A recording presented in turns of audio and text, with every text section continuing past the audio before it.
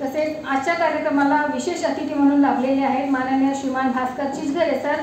त्यांच्या स्वागतासाठी मी आमंत्रित करेल डॉक्टर ज्योती नागपूरकर यांना आणि त्यांना विनंती करेल की त्यांचं स्वागत स्मृतिचिन्ह, पुष्प, शॉल आणि पुस्तक देऊन करतील।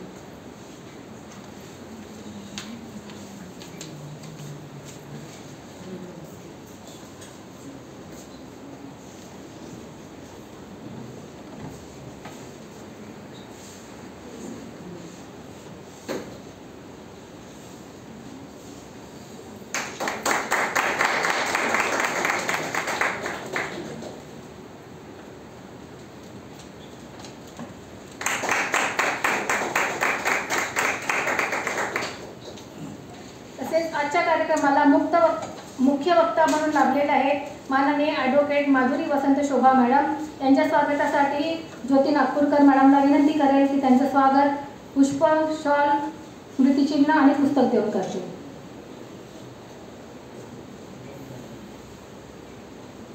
आजच्या सत्कारमूर्ती ज्योती नागपूरकर मॅडम त्यांचं स्वागत करते।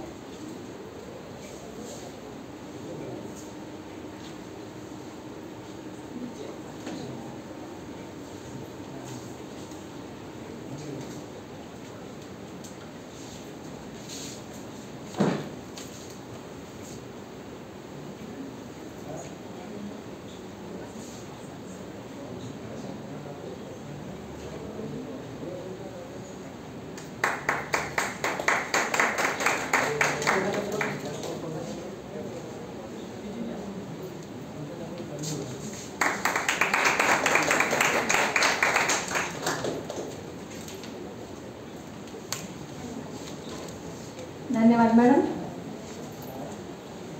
आधीच सांगितल्याप्रमाणे आजचा हा कार्यक्रम आदिम साहित्य समितीद्वारे आयोजित केलेला आहे आणि डॉक्टर ज्योती नागपूरकर यांच्या नीलपंख या दीर्घ काव्यावर चर्चा करण्यासाठी आपण आयोजित केलेला आहे।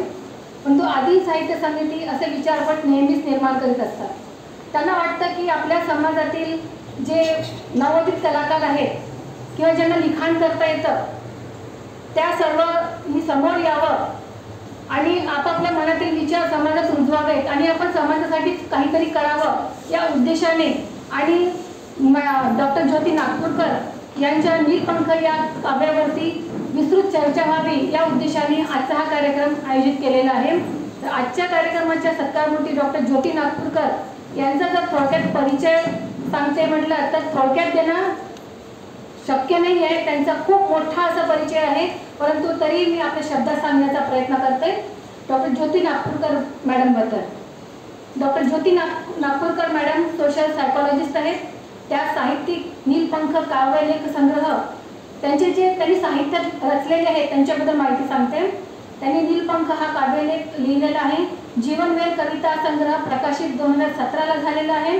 मॅडम ने डिप्रेशन इन वुमेन म्हणजे महिलांमध्ये प्रतिसाद म्हणजे महिलांच्या स्त्रियांच्या मनात येणारे अवसाद किंवा घोर निराशा याच्यावरती एक मनोवैज्ञानिक परिप्रेक्ष्यामध्ये एक पुस्तक प्रकाशित केलेलं आहे आणि त्यांना बरेच पुरस्कार त्यांना मिळालेले आहेत।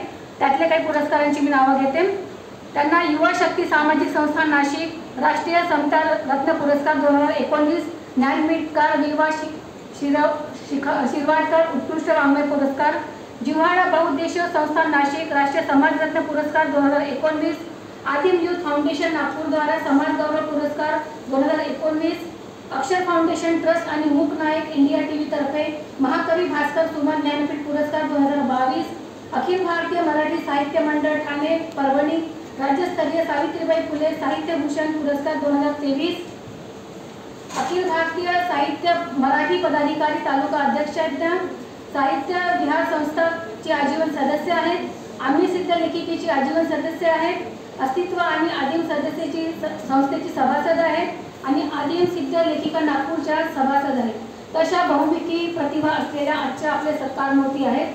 तर त्यांचं स्वागत आजच्या कार्यक्रमाचे अध्यक्ष माननीय ॲडव्होकेट प्रकाश धुलेवाले सर करतील अशी मी त्यांना विनंती करते। त्यांनी त्यांचं स्वागत पुष्प, शॉल, स्मृतिचिन्ह पुस्तक देऊन करतील अशी मी त्यांना विनंती करते। सर्व मान्यवरांना विनंती करते की त्यांनी त्यांचं स्वागत करावं आणि आपल्या सर्वांना विनंती आहे की त्यांचं जोरदार टाळ्यांच्या गजरात आपण स्वागत करावं।